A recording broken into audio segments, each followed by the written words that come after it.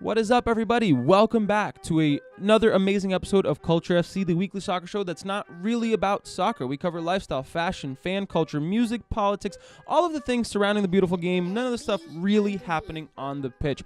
My name is Louie, and I'm joined here with my two beautiful, amazing, awesome co-hosts, Alan and Brendan.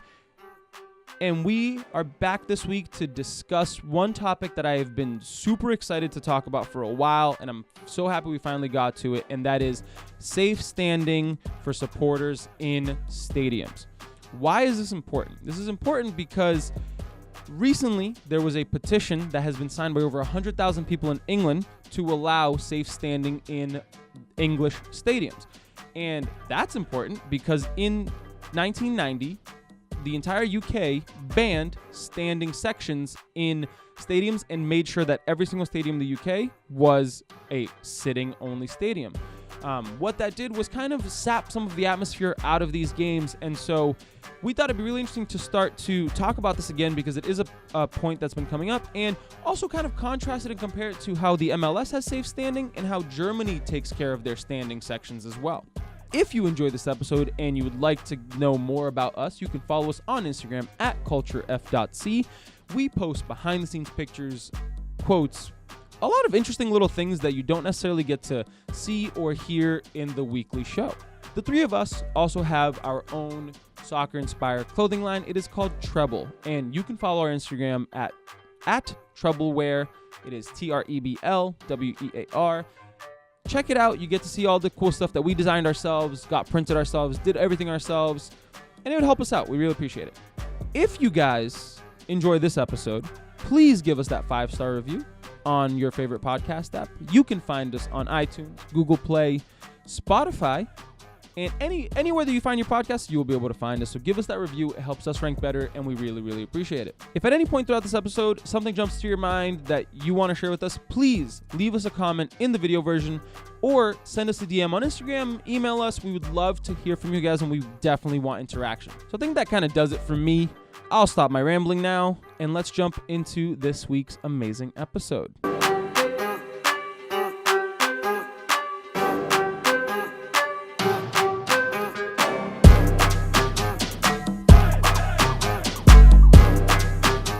All right, guys, I got the first news topic for us today, and it's kind of a little follow-up on the Thai boys that we spoke about, I think, on the couple episodes ago. So a few of them actually ended up not actually being Thai citizens, but because of the whole situation, 3 of them plus the head coach were granted citizenship due to the whole fiasco. Wow. They're actually from... and I might not be pronouncing this correctly, but neighboring country, Myanmar. As little boys, they were kind of taken into Thai hospitals to be taken care of. And ever since then, I've kind of just lived in Thailand, but unfortunately have not been Thai citizens. So because of this whole kind of spotlight that's been put on them, these 3 boys from the Wild Boar team are now going to be granted citizenship, which is going to grant them like health insurance and a bunch of stuff there.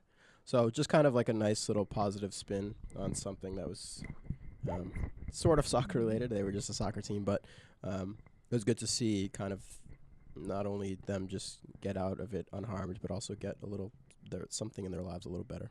I also heard that a couple of them wanted to become Navy SEALs after that. Really? Yeah. Oh, wow. That's pretty cool.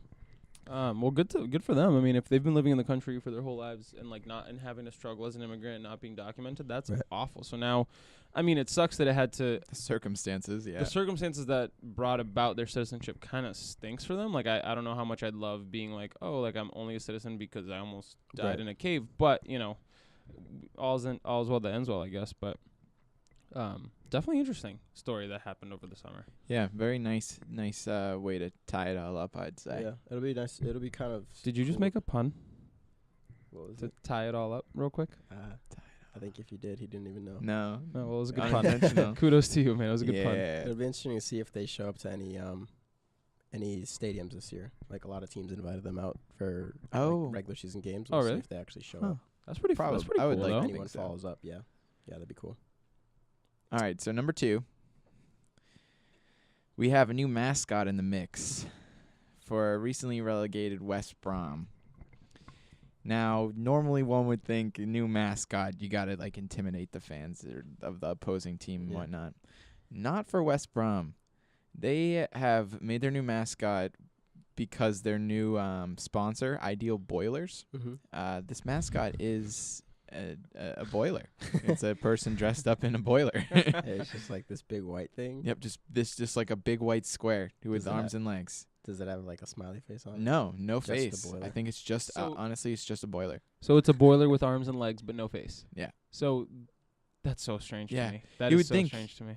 It's like, I mean, we have to show our new sponsors Yeah. we really care, right? But they could have done, I think, a couple different things. Yeah. Commercialization of sports. That's what it is. I mean, it's just like, it's funny, but to a point, it's just like, for the fans, it's just like, what is the connection there, right? Like, there isn't really any. It's just like this funny thing, and kind of like the fans could make jokes of it, but it's not really, like, it doesn't play into their culture whatsoever, which is just whatever. But So my question is, like, what are your feelings on mascots in soccer in general? Like, are you for them? Are you against them? Do you think it's too much of that commercialization? Because to your point, I think that there are, I guess, like, maybe some clubs feel a little affinity with their mascot. Like, not too much. Like, I know for Manchester United, they have Fred the Red, which, like, some people kind of care a little bit about. But I don't think that many people think of it too much. Like, what do you guys think? Yeah, no, I'm not a bit. I don't think it like fits in with the sport, the culture of the sport. It's just weird to me. Like, it's something that I don't think. I don't know. It just they just don't mix well for some reason. It just seems way too commercial for the sport. And even though the sport is getting to that point, it's super kind of artificial in a sense. But yeah, I don't know. I'm not big in favor of it. Maybe it's because I'm an American, but I feel like mascots are meant to be for like schools. Yeah. You know, not for yeah. like, and even just like the whatever the Red Sox, the green giant guy, Yeah. like he, like, I don't know, it doesn't really do Wally. much for me. Wally, yeah, see Wally, I don't even know his name. I don't think it's really the best place. I think like you could have a mask. I think it's really just for marketing. It's just like, well, we got to put our mascot out there. Yeah, mascots for me are just super childish as well. I agree. They're not. I don't know. I've never. I don't. Maybe it's just my person. I've just never like thought a mascot was like funny or cool or like anything. I don't know. I've introduced them a little too late in my life. But yeah, I don't know. I can see why they attract kids like to go. But yeah, I will say I've always wanted to dress up as a mascot. That would be one. That's a different conversation. That'd be fun. But the reason I find it interesting is that for like American sports, when each team is named after some random animal or some random thing, like it almost makes sense in a weird way for the mascot to be that thing. Like, you know, like, I don't know, like the Patriots, you have the Pat the Patriot, which is technically their mascot. It's like just this big revolutionary war hero, and like just with a big head, with a weird shaped head. Yeah, with the weird shaped head, and it's like, okay, so they're the Patriots. They're named after a Patriot, so our mascot is the Patriot. I feel like for soccer clubs that's not a thing, because you're not the Manchester Devils. You're not the Liverpool Birds. You know, these are places named after locations. They're not supposed to be centralized around some like animal that's supposed to represent you. I mean, like I get each club has its identifying like animal or whatever, Symbol. But symbol I guess is a more proper term. Because, I mean, Nottingham Forest, they have trees. Yeah. They're not an animal. But, you know. No, but I actually think that's a good point. I think in a lot of soccer culture and a lot of kind of what clubs are founded on, the mascots, quote unquote, are the people and the culture that the teams represent, right? So having a mascot seems super ingenuine because that's not representing what the club is representing. If you look at a lot of club crests, they have kind of unique things that represent the people from that. Think of Manchester United, it has the ships and you know, it has a bunch of things that represent the people from those locations, whereas like you don't really need that Fred the Red to represent what Manchester United is, because the people that go into the games do that pretty well. So that's a pretty cool point. I think that's super relevant and kind of why it doesn't associate well in my head. Well put.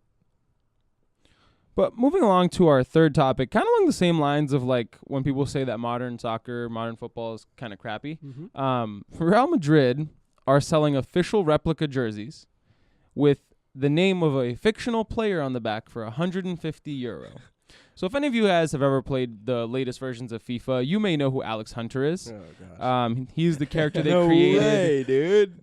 So he is a character that EA created for FIFA to be like this, like it's like this fill-in character where you kind of live his life through the FIFA career mode or whatever, and you kind of get to follow Alex Hunter. And they did this whole marketing campaign behind Alex Hunter or whatever. Well, I guess Alex Hunter transferred to Real Madrid, and so since they can't sell Cristiano Ronaldo jerseys for €150 anymore, they are now selling a jersey with a fake player's name on it for €150. I can see all like the old Spanish like Real Madrid fans looking at this jersey and be like, "¿Quién es este?" Like just like completely confused at who the hell this Hunter character is on their jersey. When did we sign him? Like is like yeah, like they're like they think they're completely out of touch with who Real Madrid is signing, but in reality, it's just a stupid video game character. Oh man, I can imagine them being like, "Oh, so we signed that Vinicius Jr. kid. How about that Hunter kid? Like, what is he any these good?" Street conversations like about random players. He must be a reserve. Yeah, like what's going on? Oh, we should start a Oh, rumor. Yeah, it's like, well, it's like those videos that on YouTube you can find where it's just like they do like, how much do you know about your club, and just bring up random transfers for teams, and people on the street are like, oh yeah, he's a really good player, but in reality they've never seen them. That's what that reminds me of. It's just like, okay, I wonder how many they've sold. Like how. Well, so here's the thing: is that like your point about the older heads around like the Madrid are probably like, whoa, what the hell? Who the fuck is this kid? But then you have like the younger kids who grew up on FIFA who are probably like, oh my god, I can't wait to get an Right, Alex yeah, Hunter Alex jersey. Hunter Like, jersey. when you're like, that's cool, but for 150,000 euros, like 150,000 sorry. euros. Yeah. My bad, €150. Like that's kind of crazy. No, that's ridiculous, man. Especially since like, I wonder if Alex Hunter is going to be the main character in the next FIFA series. Like, does it make sense at that point? Or does it continue to be this commercialization where they bring in And like another Doug Jones character, next yeah. year and all? I of a would have sudden, rather like, them make a jersey for what's that movie? The guy in the movie Goal. Oh I yeah, would have bought that jersey. That's a Santiago. Yeah, Santiago. I would have rather the jersey for him. Give that guy some respect. Dang. I'm on Real Madrid's U.S. website, and it's like $99 for a youth Alex Hunter jersey, $160 for an authentic jersey, What? and then $120 for a replica jersey. So you're telling me you have the balls to write authentic Yeah, jersey like, of a authentic? What is it player who authentic doesn't to? exist? What's the authentic to this fake game? Like, what is it real to? Oh my gosh! Yeah, the commercialization of the sport is just not. It's not doing it for me, boys. Yeah, I'm not gonna lie. This week you had teams like, oh, Chelsea announced the signing of Mateo Kovacic, and you have Chelsea doing this and Liverpool doing that, and then United sign a deal with Chivas Regal to be the official scotch of Man United. And they just came out with a brand new Manchester United app. Nice. That's Yay. exactly what I've been waiting Thank for. you. Scotch. Yeah. Awesome. Well, it's good though, because if they're sponsored by a Scotch brand, we'll just drink ourselves to death Yeah. this year because apparently we're not going to do anything. Yeah, So let's see. good thing we signed a Scotch deal. But okay, doom and gloom. We're done with it. Let's move on to the main topic of today, and that is safe standing. So for anyone that knows or doesn't know, I'll kind of recap. Safe standing. Back in the day, this is big in Europe and in England, where stadiums weren't like what you see today. They weren't covered. They weren't filled with seats and people were sitting. They were all kind of standing areas. You would just show up to the stadium and be kind of cooped up in this area, standing next to people, shoulder to shoulder, elbow to elbow. And it was great. It really set a lot the tone for kind of what people believe to be soccer culture in stadiums. But this kind of changed in 1989 when there was the Hillsborough tragedy. And the Hillsborough tragedy, for anyone who doesn't know, is a game where the stadium standing area actually got too overcrowded. And what happened was people started getting kind of trampled, asphyxiated. And it ended up that 96 Liverpool fans actually died that day because of this kind of overcrowding. Because there were fences around the standing areas, people couldn't get out, so it just kind of ended up being this kind of horrible, horrible tragedy. And due to that, measures were taken across England and kind of Europe, a lot of countries in Europe where that was no longer going to be tolerated. Every stadium had to kind of implement stadium seating so that there was kind of a set number of people that could go to watch the games, etc. So it's important to note too that so the terrace that had the safe standing actually like started to collapse, and that's why a lot of people fell. And when this report came out that said that all the stadiums needed to be seating or whatever, there's a lot of people who dispute the fact that it was so basically what the FA and the people in England argue is that it was the people being too rowdy that made the terrace fall. Right. But there's a lot of people who actually argue that in reality it was an issue of the stadium and not necessarily the fans. Yeah. And I think that's important to note, because that's one of the biggest points of contention between safe standing, is that a lot of people argue that it wasn't necessarily the safe standing. It was just like poor planning on the stadium's part, or the stadium just having a failure that caused that to happen. And that's a good point, because at the time it was obviously not a great way of kind of keeping track of how many people were getting into the stadiums. Stewards were saying that this happened because fans were able to open up a gate and get into the standing area. So there was this whole debate, and that's good. Thank you for noting that, Louis, because that's important as well. But so after this tragedy, measures were taken to put seating in. Everyone was okay with it, because obviously no one wanted to see this kind of take place again. But ever since then, with these kind of just seated stadiums, we've been seeing a decline in kind of the atmospheres in stadiums across England, especially England, because this is kind of where the majority of this is happening now. A kind of a loss of atmosphere. A lot of the standing areas were where kind of the more rowdy and kind of excited fans were for a lot of these teams. So getting rid of that, you're kind of losing that atmosphere. You're kind of making stadiums hostile, because some people want to stand while others are seated, and it kind of sets this kind of bad tone for stadiums. And if you've ever watched a game in a stadium sitting down, it's really boring. Yeah, like absolutely. It's I'm not saying it's really boring, because you still have the football on display, but it's not the same. Like you know when you're at a game and people just keep like standing up in front of you, and it kind of bothers you too. Absolutely. So it's like you have this weird thing of like, do we all stand? Do we all sit? Right. And so it's very interesting, because it adds such a big level to the culture, and it's such a small little thing, standing, sitting, but it makes the world of difference. Right. And to your point, the reason why we're going to be discussing this today is because this is actually something that has been reintroduced in England. Over 100,000 people signed a petition to bring safe standing as a topic to Parliament and to be discussed in England. Fans really want it. Almost like, I think there's a number. It's like out of the teams that are surveyed, almost 85% of all teams that get surveyed, their fans want standing areas to kind of bring back that life into stadiums.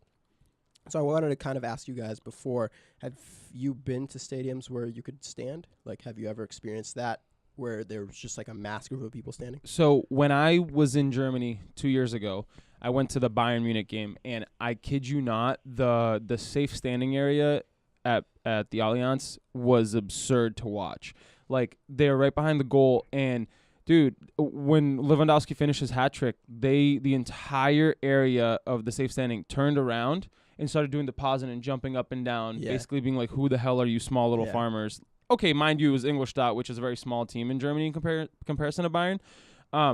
But it was just like, I was sitting because I was up in the nosebleeds, and I'm not a Bayern fan, but I was just there to watch the game. But just watching those fans behind the goal being able to jump up and down, and they didn't stop singing or jumping for a second during the whole game, and that added it just had such a higher level of like enjoyment to the game that I got to experience, that really makes me happy that I was able to experience that. And it makes such a difference. And I think that Germany has it kind of down to a science. And a lot of the teams in England, they're pointing to Dortmund in particular, and also the other German clubs, as to why and how safe standing can work. Yeah. Because for those of you guys who don't know, Borussia Dortmund Stadium has a section of it that's called the Yellow Wall, and 25,000 people can fit in the safe standing area. It's a lot of people. Yeah, I think Germany, the Bundesliga, almost every team has adopted safe standing, and we can kind of dive into that a little bit more. But yes, definitely Germany has kind of been an example for that. B, have you ever experienced anything like that? No, I haven't actually. The only soccer I've been really like ever able to watch was going to like a Revs game. Yeah. And I mean, yeah, you stand up a little bit, Yeah. and there is the cheering section, but for the most part, I was always just kind of sitting. Seated. And Yeah. Well, we got yelled at last year when we stood yeah, up. Right. that's true. We did get yelled Yeah. at. We were standing for a while, and Yeah. we were being yelled at. But And that's a little bit of the hostility that was mentioned earlier. Is just like some people sit, some people are standing, so it kind of sets this. yeah, it's a very thin line you have to balance out unless you implement these kind of safe standing areas. Yeah. But I hadn't really even known too much about the safe standing just because, I mean, I've never been to a stadium with it. Yeah. I mean, there's Red Sox games, but that's just like Yeah, standing right. in the back. Right. But even still, I think after like doing some research and everything on them, it seems although there was the disaster and like you really need to put into perspective the families who lost their loved ones, and just kind of having that on your shoulders is hard to say like, well, yeah, I think we're going to reintroduce safe standing. But from the designs, and you know, like a lot has changed in stadium design and everything since 1989. And just the way they have some of these areas designed out, it seems like it creates a more space, and it allows for people to, I mean, when something happens, like Louis said, when Yeah. they're fucking jumping around all the time, to not really get in the way of the seats that fall down all the way. Yeah.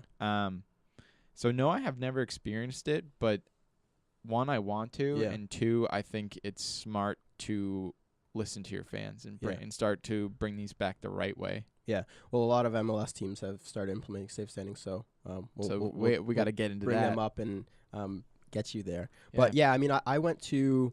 It wasn't safe standing because it was just Brazil, but I went to a Cruzeiro Atlético Mineiro game, and They just don't although sit down. they just don't sit down, so I can say that I've experienced standing area, and it's completely different. I mean, I've experienced both the seating and the standing, and just something about standing, man. Just you're just already up, just start being rowdy, kind of that whole type of situation.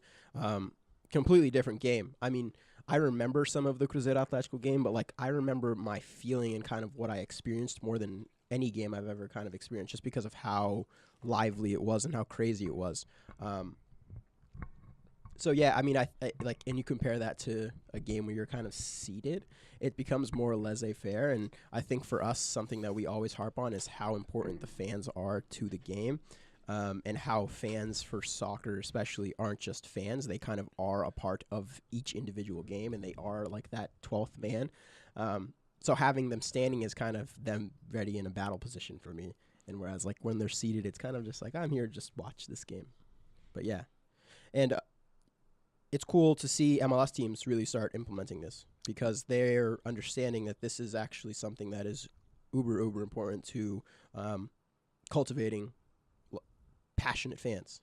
Right, like when they redid, like when they built Orlando City Stadium for Orlando, the supporters group for Orlando, because what a lot of people don't know is that Orlando City had actually existed in the USL for several years before it jumped to the MLS. So they had a big fan base of like dedicated fans.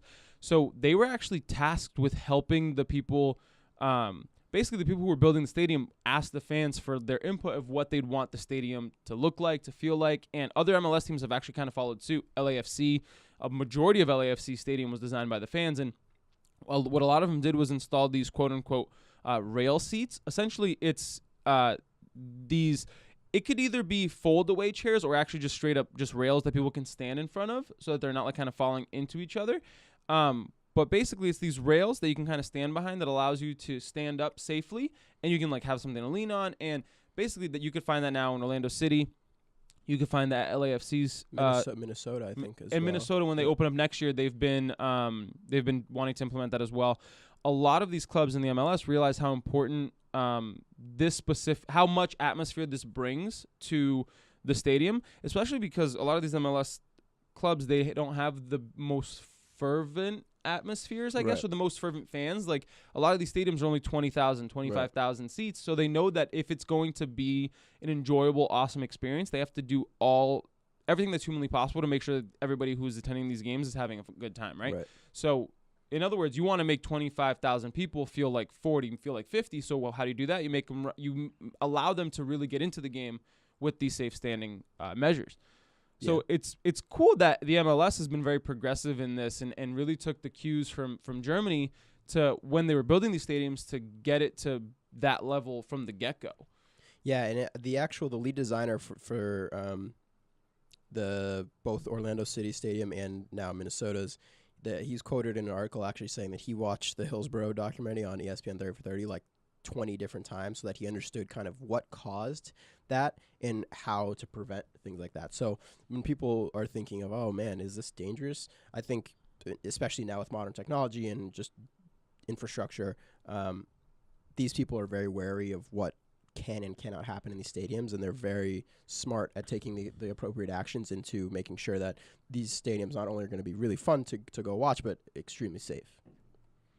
Yeah, the risk factor really definitely plays into it, so they would need to cover every single possible base they can. Well, then that kind of goes back to the thing of like what really caused that disaster, right? And to this day, it's still hotly contested. But it's funny how England just decided to do sweeping measures across the board. Like, I understand it was a massive disaster. People were outraged, and, Hillsborough wasn't the only incident. And a lot of it was also a reaction to hooliganism. In our episode on hooliganism, I don't know how deeply we touched upon it, but essentially it wasn't to wipe out the safe standing sections in all of these stadiums in England and the UK in general, actually. It wasn't necessarily about the disasters. It was also a big, big way to stamp out hooliganism. It was in conjunction with a lot of things that were just kind of a revolution that was happening in football at the time. And you have to think that safe standing back then was much different than what it is now, right? I think of it almost as just like a pen where you're just throwing people in to watch a game. I almost wouldn't even call it safe standing. It was just standing. It was just it was just an area where people could stand and kind of roam freely. So that obviously isn't happening today. That by no means. And you would rarely ever see a stadium be over capacity. That's something that I don't think happens nowadays either. So that's definitely not an issue. And I wouldn't be scared to go to a stadium today and think, oh man, is this going to get a little too crazy? Is the stadium not going to be able to hold up? I wouldn't think that that's happening now. And to your point, Germany is proving that this is something that is very easily implemented. As long as you control it well, right? Because in Germany, all it is, instead of putting in measures that'll reduce the hooliganism and things like that, all they do is actually just have a bigger police presence and more organization. Right. And that already stamps out all of those issues. It just seems like in England, it was just a way for them to try to get rid of the hooligans. And in a way, it worked to a big extent. But what ended up being the fallout from it is that all of these clubs are suffering. A lot of the people in England complain about how Premier League games aren't necessarily fun to watch. They're too expensive. There's no one really singing. There's like all of these things that we've kind of mentioned before on the podcast. Sure, they were able to. Every stadium is safe, and there's no real there's not as much apparent hooliganism anymore necessarily. But it didn't necessarily wipe out hooliganism. Hooliganism still exists. It didn't necessarily fix any of the things they set out to fix, but it's what they did. So what do you guys think it was the right call at the time for them to ban stadium seating or stadium standing? Yeah, I think so. Just because at the time, they didn't have I don't know if they just didn't have the appropriate measures to kind of tackle it so quickly. Like, I understand it was a quick measure to try to prevent any disaster like that really happening in the immediate future. So I understand it because, obviously technology and a bunch of stuff, they didn't have the metrics to be able to control it necessarily in a quick and safe manner. So I do think that it was an appropriate action to take. And it's an understandable one because after a tragedy like that, people just react kind of spur of the moment. Let's do this to keep everyone as safe as possible. So I get it. And we've seen what it's done for the sport. So I think that we're seeing that people are learning that it wasn't necessarily the best idea in hindsight. I agree. And I think that, like, when you make these laws and everything, I think with time, those laws need to be relooked upon and they need to be reevaluated. And I think now that Parliament has seen over 100,000 signatures and all these surveys have gone out to all these teams, including Liverpool. They had some of the family members and families from the Hillsborough disaster went over to Celtic in Scotland, where they do have safe standing, and they were like kind of introduced to it all, and they were allowed to see it. And there was a video, and a couple of I remember seeing a gentleman whose father passed away, and he was actually to an extent, like he was seeing it and he was understanding that Celtic took really drastic and hard measures in terms of like each person has like 900 millimeters of space, like a bar in front of them. The seats can fold up super flush, so there's way more. It seems like there's way more room, and they've also even doubled the length of the alleys that like get up to the seats. So in terms of that, Celtic even like one of the head trainer or like the guy who oversees the grounds said, in fact, like we may have even lost a couple seats because of the fact that we had to increase these alleyways. So they took extreme measures, and it seemed as if they were taking the right measures to kind of implement this in a positive way. And that's cool that you bring up, because I think it transitions pretty well into what I wanted to cover next. And it's just like, we've been mentioning how important it is for kind of soccer culture and atmosphere, but I think we should dive a little deeper into why that is so. And especially with Celtic, they actually implemented this safe standing area for a supporters group that they have that they don't actually even see eye to eye with a lot of the times. They're kind of, I mean, the supporters group does what it does, and sometimes maybe does some things that Celtic doesn't want to associate itself with. But they implemented this safe standing area kind of for them, because they knew that these were the fans that were going to the stadium day in, day out, making the noise, making the atmosphere what it is, and making it an exciting making it each time at the stadium an exciting kind of endeavor. So I think it's important for us to kind of note why this is important to soccer culture, and kind of especially in Germany, Louis, where you've been, it's something that like if they were to try to implement this law, it would not fly. Well, that brings up a point of like, if you do or don't implement safe standing, you're gonna have people stand. You're gonna have the supporters group. It's not gonna stop people from standing. Right. They're just not gonna care about the people behind them. Right. It's a thing of like, if you're gonna go there and be a supporters group, you're gonna do it regardless of where you are. You know what I mean?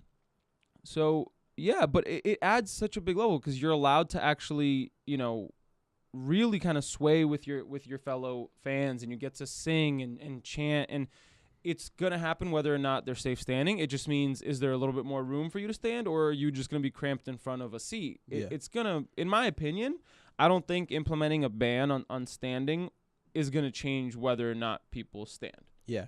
And I think it's important to note something that's awesome, like especially in the Bundesliga and for teams like Dortmund and Bayern, we always see these kind of really awesome spectacles in the stands, and that really only happens because people are allowed to be standing, right? Like, you're not going to be able to make an amazing spectacle like Dortmund can if you're seated in your chair and you can't really get up and do anything exciting, right? So I think Germany is getting a lot of German teams get this kind of really good spotlight for how great their supporters are. But I think that happens because they're allowed to kind of have that freedom of standing up and doing whatever they want. So my question to you guys is, do you think that implementing a standing, like a safe standing ban, actually prevents any of the things that they wanted it to prevent? Like, does it actually prevent hooliganism? Does it actually prevent disorderly conduct? Does it prevent like tragedies? By implementing a safe standing or a standing ban where everybody has to be like all seater stadiums and stuff like that? I think it did at the time. Back then it did, because like we were saying, it was more. It's a different animal. It was no holds bar. It was kind of just like, we're going to the match, we're going into this like pit. That's what I kind of envisioned it as. I think today it doesn't, because it. Not that things are more civilized, but there's just a better control. There's better stewarding. There's better kind of policies that are in place to take care of things like that. Back in the day, I think that was not the case. It was way more rowdy. But yeah, today I don't think that it has the same effect. I mean, it's had its effect on what it did in the past, but today I don't think so. Yeah, no, I think it had to take a disaster like that to realize that just all facets of a stadium need to be running 100% in key with everyone else, or else something like that could happen again. And I think it was just like one of those quick Band-Aid fixes. It's like, well, let's just stop it all and reevaluate this. And it stinks that it not really took so long, but I think to your point, like, diehard fans and hooligans alike are gonna stand, whether or not you tell them we can't have these safe standing areas. They're still gonna stand. And today, even I think if they were to introduce a ban today, I don't think it would go over as easily as it did. Maybe I could be wrong though, because if we're a disaster, I think people definitely take a different stand. But when you're saying implement a ban, where would this ban be implemented? In the No, U.S. or like no, in I'm Germany? just saying, just like if this disaster had never happened and they Oh, I see. implemented the ban today, I think it would be a lot. I'd say a little bit different. I Yeah. think it would be met with more hostility. Yeah. Yeah. Absolutely, especially since in a lot of stadiums today, we keep saying people are already standing, especially in like away ends, like when all the fans they're standing regardless. It's almost like a thing where stewards don't even try anymore, right? Because there are certain sections where you're just like, there's only so many stewards. There's X amount. There's way more fans. They're just gonna stand all game. There's no. So it's kind of this kind of very loosely enforced rule where it's like we can control a big number of them, but we can't control all of them because it's just way too many people. Yeah, essentially what they do is just kind of corral them. Yeah. And then just like that's it. Right. Allow them to be rowdy, but in this own little square. Right. And, And stand around them. And it's really important to note that this is all very localized in the UK because I think Alan is spot on. I think at the time when these bans were implemented, if you watch any video of football in the 80s in England, it's kind of crazy. Like just look up YouTube videos and it's literally like I think it was probably rowdier in England than a majority of places across Europe, to the point where it was literally like the most unorganized, wild time across the board. And so this ban was a response to lots of things, as we said. But you're right. Today, even a lot of the responsibility falls on the stewards. But even then, like you said, in a stadium that holds 80,000 people, you can't get 80,000 stewards. You're gonna get maybe a couple thousand. Yeah. But the numbers still greatly go for the fans, not the stewards. Yeah. But I think that supporters are what make soccer so awesome, or else it would just be a bunch of dudes kicking a ball with But I think that what allowing standing in stadiums does is gives the fans freedom. It gives supporters groups freedom, and it's been really cool to see the effect it's had in the MLS. Right. So with the introduction of these like safe standing areas of a few of the stadiums in the MLS, you see a lot more of these fans creating tifos and doing the kind of stuff that they're emulating from Germany. But it's amazing. Like even the Revs game I went to that I keep mentioning pretty much every episode for whatever reason, there was a tifo that they did of this giant thing, and I never because it's had an impact on you. Right. That's why you keep mentioning it. Exactly. That's and it's like I would never expect that in New England. Yeah. And I was quote unquote sitting in the fort, but I didn't sit down a second of the game. And it's not like a safe standing area. It was just the area behind the goal. Everyone was standing. Yeah. And the freedom that this has kind of allowed MLS fans is that even if you have a stadium that doesn't have safe standing, the supporters groups are still all standing. Yeah. And so by just being, I just think that clubs need to be a little bit more considerate to the fans. Yeah. And give them the freedom to be the fans and give them freedom to kind of spur their team on, because it's a very, what's the scientific word for a coexisting thing where like it's like, God damn it. It's like, come on, dude, remember your science. It's like, it's not a parasite. It's the one that it's like mutually beneficial. I know, like the fish that eat underneath sharks or whatever. Yes, exactly. I can't remember what it is. Symbiosis? Maybe, symbiotic relationship. Symbiotic. Yes. Ooh. Good job, Culture B. FC, not only soccer but also science. Part-time scientist. But it's a very symbiotic relationship where each the fans need the club because they're fans of the club, and the club need the fans because without the fans they don't have anything. Right. So if the clubs don't understand this, then that's where it's losing out. And I think that's where it's kind of getting to in England, where people aren't just complaining about the standing in England, they're complaining about the culture in general in some of these stadiums. Now that's cool that you bring that up, because I actually think I'd almost make an argument now that stadiums here in the U.S. should all have designated standing zones, because I think it sets a precedent versus like the Revolution may not have a standing zone. It's something that's been cultivated through over the time, but I think actually having a standing zone tells people, hey, we want you to be here and we want you to make noise. So I think that for a lot of stadiums here in the U.S. where maybe they don't know how to bring a little extra energy to their stadium, try implementing a safe standing area and kind of see if that pans out. I think that may be a cool idea just to see if people will show up and be like, damn, okay, they want us to be kind of more lively and excited, because the safe standing in the U.S. here isn't really a problem. I don't think. I think that it happens in stadiums, but American culture in general for sports is to be kind of seated. So I think standing in general is an opposing culture to just the general American kind of sports entertainment. Like it's not normal to American sports culture to be standing. It is during a celebration, but it isn't just for normal kind of viewing pleasure. I don't think. Like you go to a Patriots game, you're not standing during the game while it's happening, or for the full 4 hours. You don't stand during a basketball game. You don't stand during any of these kind of normal hockey games. And if you stand, you're standing for 5 minutes, right? Maybe it's standing for that big dunk, or standing for the goal, or standing for the touchdown. But then you sit down, right? But then it's that sit down kind of leisurely type of pace. Whereas, and it's something that's interesting, because I would think that for something like the Patriots or something like that, you would have organized fans kind of singing and being crazy at stadiums. We don't see that, which I think is crazy. It's such a weird culture, because I would think that, like, how do you fill the stadium with this many people, but they're all quiet basically during the entire game. Yeah. So I think that kind of, and this could translate to other sports in the U.S., just kind of try implementing these standing areas to get people lively, and maybe it would cultivate just like crazy sports culture. So a lot of people complain that NFL fans are super rowdy, right? Yeah. If you ever seen a tailgate for, Jacksonville or Buffalo, they're crazy. Yeah. So if you were to implement standing in Buffalo or Jacksonville, how absurd do you think it would get? Then we get that just gets kind of crazy. But again, I think the patrolling inside the stadium would because the patrolling outside of stadiums isn't that crazy. Like there isn't really that much enforcement really. Like cops kind of walk around, but you can get away with basically anything.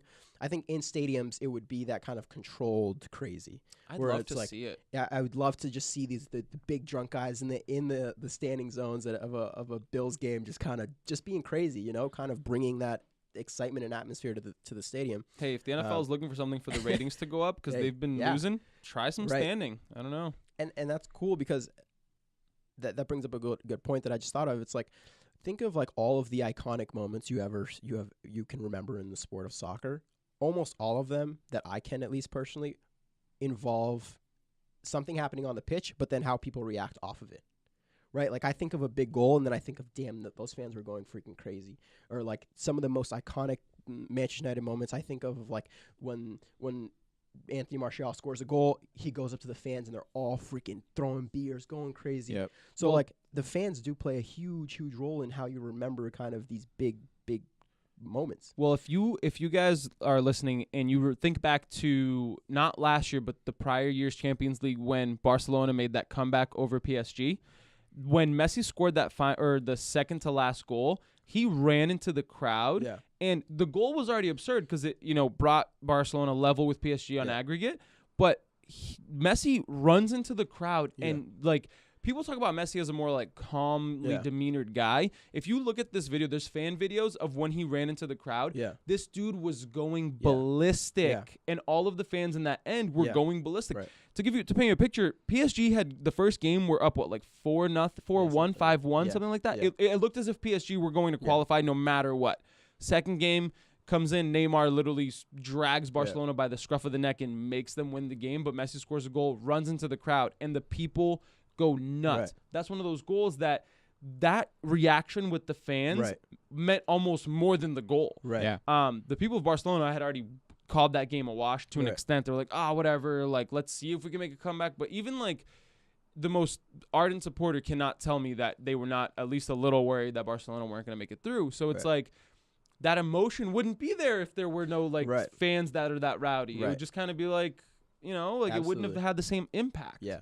And I think it's important to note, too, that, like, you may think, well, what's the difference between standing and seated? Well, just think of, like, normal human reactions. Like, whenever something exciting happens, they're jumping out of your seat anyways. So if you're already just kind of standing, I think of it, you're just already on the edge. Yeah. You don't need that much. You don't need that much to kind of put you over. And any type of, like, little excitement in a game can just fuel the fire and make that game more exciting.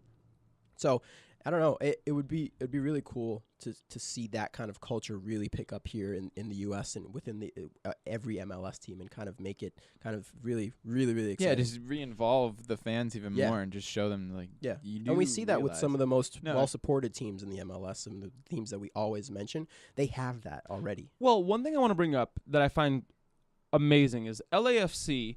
A lot of people make fun of them and they call them like Chivas 2.0 because if you didn't know, has always had a second LA team in the MLS, and it was like Chivas USA. But no one would go to their games. Right. They were averaging in their last season. They were averaging 6,000 people. So LAFC come in, it's a new team. Nothing's really changed except for actual branding and marketing. But with this brand new stadium in LAFC, they have the steepest safe standing zone in the MLS. It's like 34 degrees. It's like super steep. It's like as if they're gonna fall on you, which makes the stadium so intimidating. Yeah. So when you think about it is, LAFC did such a good job of taking because it's not the same team, of course. It's a new ownership group or whatever, but it's a lot of the same fans because a lot of the people who make up the supporters group for Chivas USA then went on to be the LAFC. first ones to start LAFC supporter groups, right? And so if you think about how big of an impact that's been, like LAFC has been doing great numbers in their new stadium. Yeah. You know what I mean? And so what they did was they built their own stadium, because they used to share the StubHub Center with the Galaxy. So they built their new stadium. So that's already step one. It's already awesome, right? It's downtown LA. It's really cool. 2, they have safe standing, which allows it to be intimidating and fun, and it's just an amazing atmosphere. They also built their stadium so close to the pitch that you're like right there. Yeah, you're there. And so the effect that's had from before, when a team in LA was averaging 6,000 people, to now filling out their stadium day in and day out, like that's a huge contrast. Oh, yeah, absolutely. And I'm not saying that safe standing was the sole reason for this, but it is a big portion of it, in my opinion, because it allowed the fans to be fans, and it allowed for the atmosphere. Because think about it this way. If you have a stadium that has a ton of rowdy fans and it looks like an amazingly good time to go to because of those supporter groups, you're going to want to go. Right. If LAFC were boring, if like the supporters groups didn't exist, and if there weren't that safe standing, and if it weren't so close to the pitch, I don't think it would have as many people, because they wouldn't want to go for that excitement, right? But because it's such an exciting atmosphere, it attracts more people. Oh, yeah. People want to go where the people are going. Well, go on LAFC's Instagram page. Anything that shows fans, they're showing the videos from the standing sections. They're not showing the sections from when people are sitting. No, go on almost any club's account that has these kind of safe standing areas, and all of the like cut scenes of fans going crazy are these safe standing areas. They're not areas where people are seated. So these clubs know what sells, and they know what attracts people to the arenas. It would be cool to see all the teams across the board start trying to really enforce this, almost like we need this safe standing area. We need this to just give our fans that voice. Yeah, no, definitely. So this is going to be a very weird, out of the blue question, but do you think social media has had an impact on how people perceive safe standing? Because I think that when the ban was implemented in England in like 89, 90, you didn't really get to see that atmosphere. All you saw were the negatives on the media of hooliganism in the standing area. Of it. Yeah, you'd be reading these articles or watching TV, and all you'd hear about is how hooligans in the terrace of this club or XYZ were like killed another guy here, whatever, all this bad stuff. But what they didn't show you is the support, the love, the excitement that makes you want to be a fan. Yeah. So my question is, do you think social media has had an impact?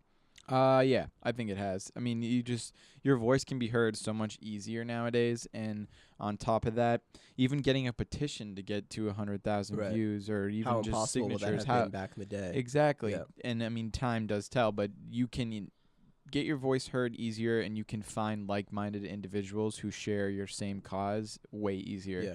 And you can group up and get a better, I would say, a more level-headed idea and perspective on. Well, think of it like how many soccer accounts you follow on Instagram, and like whenever a really cool goal happens, how many of them will post the fan video of a goal? Like how many? I've seen so many, like Messi scored a goal, but then show the fan reaction video on all these like pretty big soccer Instagram accounts. Like that is huge, because that is showing first-hand view of what it is in these fan sections for people that may have never experienced that, and that makes it seem like, damn, that is really cool. Everyone's on the tip of their toes. That Neymar free kick that he scores, you see that from a fan's perspective, and everyone's there kind of knowing what's going on. that's a game changer. So to answer your question, yeah, I think that social media has played an amazing role in kind of changing the perspective on standing in arenas and kind of that culture. Yeah, no, I think, and that's super important about how being able to connect with people via social media and build this group and allow for that petition, and it was only happened because of social media. I think that's very important. But an idea I had while we were talking about like American sports and trying to incorporate standing, I think one of the things that soccer has that American sports doesn't is the fact that soccer doesn't stop. It stops for halftime, and that's it. Thinking about it now, if someone asked me, hey, I will give you $50 to stand for the entirety of an NFL game, I would say no. It's like a marathon. It's a marathon. You're there for 4 hours. The ball is actually only in play for 11 minutes. Yeah. And then you want me to stand during commercial breaks that people, like, you don't get to watch the commercials? True. For basketball, it's the same thing. Like, you get television timeouts. Like, you get timeouts every freaking second. So, yeah, that's a good point. That maybe that culture can't be cultivated really because it is such a so commercialized it isn't already. Just that nonstop action. Whether you think soccer is action packed for all 90 minutes or not, it isn't that kind of nonstop action where there isn't any timeouts and stuff. So yeah, that's actually a pretty good point. That'd But be a I'd nice love to test. I'd love to see them try though. Yeah. Right? Because a lot of people always think about, how can we make football more interesting? I mean, American football more interesting because people are starting to really lose interest in the sport. And, with the fact that it's a 4-hour game and the ball is only in play for 11 minutes, maybe that factors into it. 100%. But I think, all right, what if they were like, okay, let's reduce timeouts, let's reduce these commercial breaks and like allow for, I would love to see what a supporters It group. would be an interesting experiment to see that. I would love to see what a supporters group would do to an NFL team. Like, I just think like an organized supporters group for the NFL, that would be crazy to me. Well, I think there's definitely interest. How many like Facebook groups and kind of Twitter feeds, whatever, Reddit subreddits there are for just these specific fan groups that exist, and it'd be interesting to see if these people could kind of cultivate that excitement and energy in a stadium. It would be hell of a difficult task with the current way that the sport is implemented, but yeah, it would definitely be cool to see. Super interesting. I think they had to get rid of tackling too. That'd be interesting. Less concussions. That's a Let's different conversation. Let's get rid of the brain injuries and stuff, and maybe people might actually get. But anyway, back to what we were really talking about. Going back to the original petition, right? Do we think it'll go through? Do we think that these because the first club in England itself actually just put in safe standing. It was only for 500 fans. Shrewsbury Town. It's a small lower league club, but it's the first club in 30 years that will be allowed to have a safe standing, even if it's only for 500 people. Do you think that the tides are shifting? I think so. The football league EFL in England, I think one of the directors for the league is saying that he expects it to be a real reality, something that can actually happen in 2021. So I think that with people really chiming up and talking about wanting this, it's something that if they want to cultivate the sport more and actually make it a product for the fans, they're going to listen to what the fans want and slowly transition this. Right now they're giving kind of a BS excuse that they need more data on this, but I think eventually within the next few years it'll be something that we'll kind of see transitioning into the major clubs in England. Yeah, it's gonna be. I feel like it'll be a little bit difficult at the same time because although fans may want it, a lot of these smaller clubs and stuff may not want to invest the money in necessarily renovating right now. Like Alan said, I think it will take a little bit of time because I don't foresee. Well, I mean, you could see Liverpool. Liverpool could do that, but I think they have the money for it. But at the same time, they just had renovations done, and I think that it's gonna take time before we see a flat-out change across the board. So I actually think that the smaller clubs in England are going to be the ones to adopt safe standing before any of the big guys, because a lot of these smaller clubs lose out fans left and right because they're a lot of people would just want to be glory hunters and they'll support the best teams. But I think that, for example, we talked about Crystal Palace I don't know if it was last week or the week before, about how they have an amazing fan base despite the fact that their stadium's a little smaller. Yeah. Crystal Palace is actually We petitioned. talked about Crystal Palace actually in the MLS recap show that you can check out if you follow us, if you subscribe to our YouTube channel. Shameless plug. We have started an MLS recap show starring Alan and Brendan, and it'll be airing every single Monday, recapping the week's MLS action. Go check out our YouTube. The link will be in the show notes. A little mid-podcast ad. That's okay. For ourselves. Yeah. Our cool. podcast is brought to you today by us. But yeah, sorry, I apologize. But anyway, go check that out. But anyway, Crystal Palace have actually been petitioning pretty hard to get safe standing because the people are already rowdy as hell at Crystal Palace. And so they would love to have safe standing. And so I personally think that this will be a way for if the smaller, lower clubs start to implement this before the big guys, it'll actually give them a better presence. Yeah. So you're thinking trickle up right now? I think it'll be a trickle up effect versus the other way around. Down. Like, yes, Man United, Liverpool, Chelsea, City, they all have the money to do these things. Right. But right now, it seems that support for the big clubs is a little lackluster in stadiums, especially at Man United. Yeah. Yes, they fill every single seat in that stadium. It's a sellout every single game.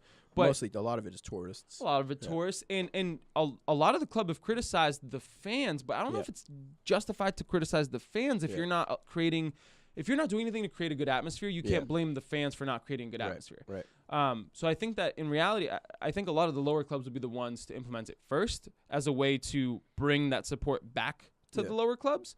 Because if you were to ask me, right, like if I lived in England and I had the chance, if I lived around London, right, and I knew that Crystal Palace had a nice safe standing section and they're rowdy as hell and super fun, or you told me I could go to the Emirates and watch Arsenal, like let's say I had to pick a club, right, based on only excitement and enjoyment. Yeah.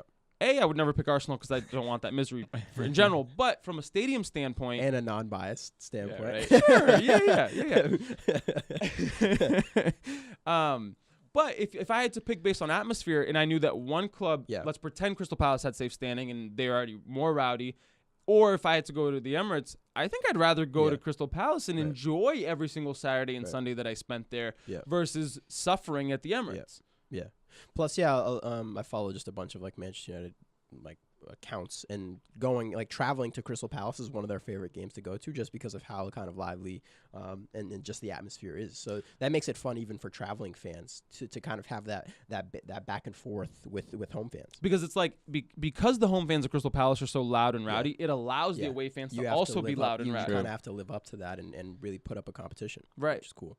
And it's always fun to be in a stadium and watch fans competing by singing and yelling. Oh yeah. Because like, you know, when I'm gonna reference back what I said earlier about how when Bayern were winning against Ingolstadt, they turned around. Yeah. That's one of the most disrespectful things fan groups can do, because it's basically like you turn your back to everybody, because it's like, who even are you? You're not important enough for us to look at you. Yeah. And it's also like the what's the chant? The who are you chant. Yeah, it's like who are you? Who are you? Like, we don't know you. Like, you're so small and insignificant that we don't know you. That stuff's so fun to see. Oh my gosh. It's so fun to be a part of. Like, and I'll reference back to the Cruzeiro Atlético game that I saw in Brazil. Everything was something that you could make fun of something for. Like, at one point, Atlético, they scored a goal, so they were going to inflate this kind of like inflatable rooster, not cock.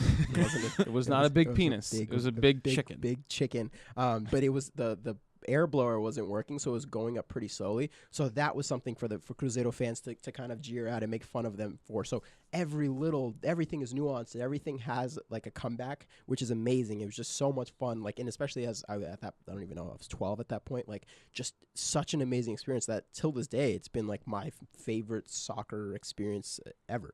So it's just like super, super cool to see that.